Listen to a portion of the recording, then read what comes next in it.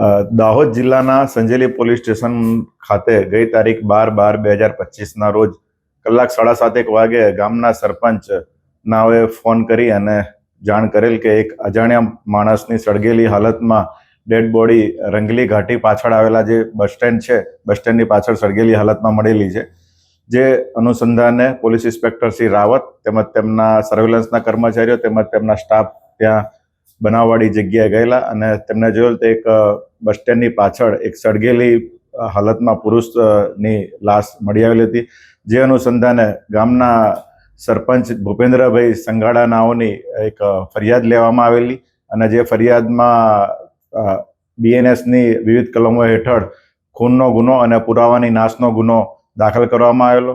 ત્યારબાદ આ ગુનાની ગંભીરતાને ધ્યાને લઈ પોલીસ અધિક્ષક શ્રી દાહોદ દ્વારા આ ગુનાની વિઝિટ કરવામાં આવેલી અને તેમણે પોલીસ ઇન્સ્પેક્ટર LCB તેમજ ઝાલોદ ડિવિઝનના અલગ અલગ police inspector Shri Limbdi police inspector,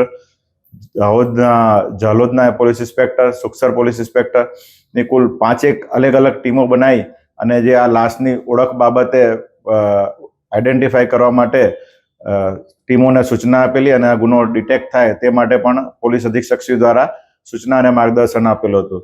જે અનુસંધાને આ જે મરણ જનાર છે તેણે હાથમાં કડું પહેરેલું હોય અને જમણા હાથે ફાસ્ટ ટ્રેકની ઘડિયાળ પહેરેલી હોય. તે અનુસંધાને હ્યુમન સોર્સ અને ટેકનિકલ સોર્સનો ઉપયોગ કરી આ જે મરણ જનાર છે એની ઓળખ રોયલ કીર્તનસિંહ લબાના, મૂળ રહેવાસી કારટ અને હાલ રહેવાસી ગોદી રોડ દાહોદનું હોવાનું પ્રસ્થાપિત થયેલું. જે અનુસંધાને તેમના અલગ અલગ પરિવારજના સભ્યો તેમજ તેના મિત્ર વર્તુળોને પૂછપરછ કરતા દાહોદ જિલ્લાના જે પોલીસ ઇન્સ્પેક્ટર LCB તેમજ ઝાલોદ ડિવિઝનના અધિકારીઓએ અલગ અલગ ટીમો દ્વારા ટેકનિકલ તેમજ હ્યુમન સોર્સનો ઉપયોગ કરી તેમના પરિવારજનોની કડકાઈથી પૂછપરછ કરતા આ કામે જે આરોપી છે નો ભાઈ અક્ષય કીર્તનસિંહ લબાના પૂછપરછમાં તૂટી ગયેલો અને તેણે આ ગુનો પોતે આચરેલો હોવાની કબૂલાત કરેલી હતી. ગુનાની હકીકત એવી ધ્યાન પર આવેલી છે કે ગઈ તારીખ 9/12/2012ના રોજ આ કામનો જે આરોપી છે અક્ષય કીર્તનસિંહ લબાના, તેમના મિત્ર તોફિક અને એમનો એક કુટુંબી પરિચિત છે દીપક મોઢિયા ને સાથે રાખી અને આ જે મરણ જનાર છે રોયલ કીર્તનસિંહ લબાના તેને સાથે રાખી અને બરોડા ખાતે અર્ટિગા ગાડી લેવાનું કહી અને તેને સાથે સૌપ્રથમ બરોડા લઈ ગયેલો. બરોડાથી ત્યારબાદ પાછા લીમખેડા ભથવારા થઈ અને લીંબડી આવેલા અને લીંબડીથી કરંબા રોડ પાસે જઈ આ જે રોયલ કીર્તનસિંહ લબાનાનું ગળું દબાઈ અને એની હત્યા કરવામાં આવેલી. ત્યારબાદ આ જે ડેડ બોડી છે, ડેડ બોડીને ગાડીમાં જ રહેવા દેવામાં આવેલી અને એમની ગાડી છે ઘરની દૂર પાર્ક કરીને મૂકી દેવામાં આવેલી. 10મી તારીખે એમની એમ બોડી રહેવા દેવામાં આવેલી. ત્યારબાદ 11 તારીખે આ જે મરણ જનારનો ભાઈ છે અક્ષય તેમજ દીપક મોઢિયા બંને જણે આ ડેડ બોડીનો નિકાલ કરવા માટે દાહોદથી નીકળી toll tax, Limbdi toll tax થઈ અને આજે સંજેલી ખાતે આવેલા હિરોલા ગામે આ ડેડ બોડી નાખી અને પુરાવાનો નાશ કરવા અને ડેડ બોડી ઓળખાય નહીં અને મરનારની ઓળખ પ્રસ્થાપિત ન થાય તે માટે એના ઉપર પેટ્રોલ છાંટી અને એને ડેડ બોડીને સળગાવી નાખવામાં આવેલ હતી. જે અનુસંધાને કુલ હાલમાં 2 આરોપીઓને અટક કરવામાં આવેલા છે અને બીજા આરોપીઓને અટક કરવાની કામકાજ હાલમાં ચાલુમાં છે.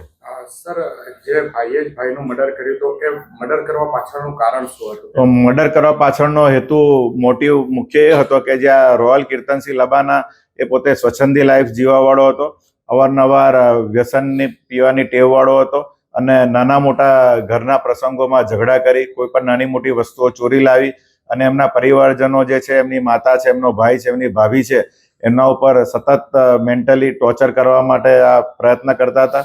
તેમજ છેલ્લા 8 દિવસથી એણે પોતાના મોબાઈલમાં સ્ટેટસમાં કે ભાઈ હું અર્ટિગા ગાડી લાવવાનો છું તે પણ હકીકત જાહેર કરી અને પોતાના પરિવારજનોને અર્ટિગા ગાડી લેવા માટે પોતાનું જે લીંબડીનું કારટ ખાતેનું મકાન છે, જે એમના વડીલો પાર્જિત મકાન છે, એ મકાન વેચી મારવા માટેનું પણ એમના માતા અને એના ભાઈ છે એમના પર સતત પ્રેશરાઇઝ કરતો હતો. જેથી એમના ત્રાસને કંટાળી જઈ એમને એમના દીકરા અને એમના જે મિત્રો છે એમને સાથે મળી અને આ રોયલ કીર્તનસિંહ લબાનાનું ગળું દબાઈ અને મર્ડર કરવામાં આવેલ છે. આ ગુનાના કામે જે મરણ જનાર છે એનું ફોરેન્સિક પીએમ કરવામાં આવેલું છે. પીએમ દરમિયાન ડોક્ટર સાહેબે આ મરણ જનારનું મોત સૌપ્રથમ એને ગળું દબાઈ અને હત્યા કરેલાનું હોવાનું પ્રસ્થાપિત કરેલ છે. સર, આ જે મૃતક છે તેનો કોઈ અગાઉનો કોઈ ગુનાહિત ઇતિહાસ ખરો? આ જે રોયલ કીર્તનસિંહ લબાના છે એના વિરુદ્ધમાં લીમખેડા પોલીસ સ્ટેશનમાં ચીટિંગના ગુના પણ દાખલ થયેલા છે.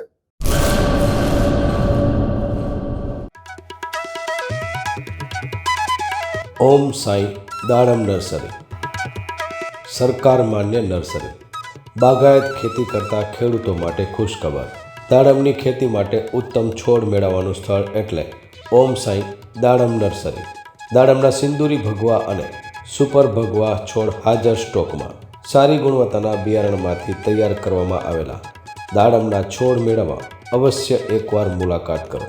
કચ્છ ગુજરાતમાં કોઈ પણ સ્થળે ડિલિવરી કરી આપવામાં આવશે. ઓમ સાંઈ નર્સરી, અસ્તગામ, તાલુકો રાહાતા, જિલ્લો અહમદનગર, મહારાષ્ટ્ર. સંપર્ક જિગ્નેશ સેંગાણી 8469693569 તેમજ 999585263668.